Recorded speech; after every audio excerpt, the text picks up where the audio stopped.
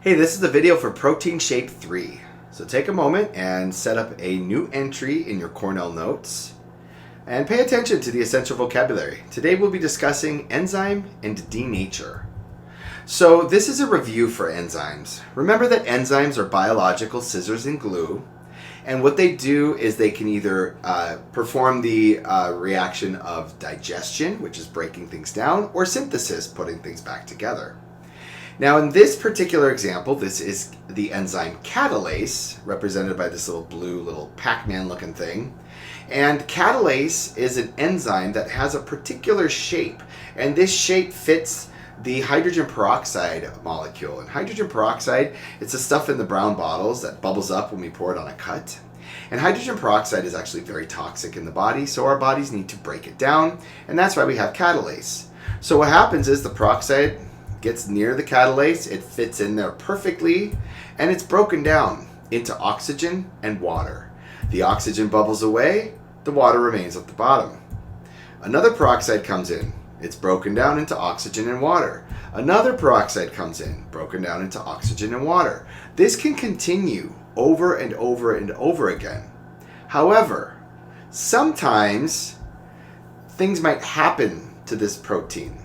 Maybe it gets exposed to a very high temperature, and this very high temperature will cause the shape to change. Notice how it went from the original shape to now it has a different shape. This high temperature caused the shape to change, and that's known as denaturing. Now when something is denatured, it doesn't fit. So denaturing is a protein that changed shape due to high temperature or chemical exposure. So this high temperature means that this protein cannot function in the same way. You've probably seen denaturing happen in your kitchen.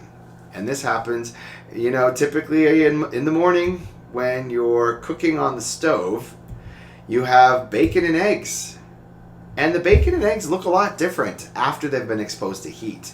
That's because the proteins have been changed, the shapes have been changed, the proteins have been denatured. And that's why the bacon shrivels up when you cook it. It's changing the shape of those proteins. Same thing with the eggs. The proteins in the eggs have changed shapes. That's why the egg goes from a clear consistency to a solid, an opaque consistency. But you can also do this with chemicals.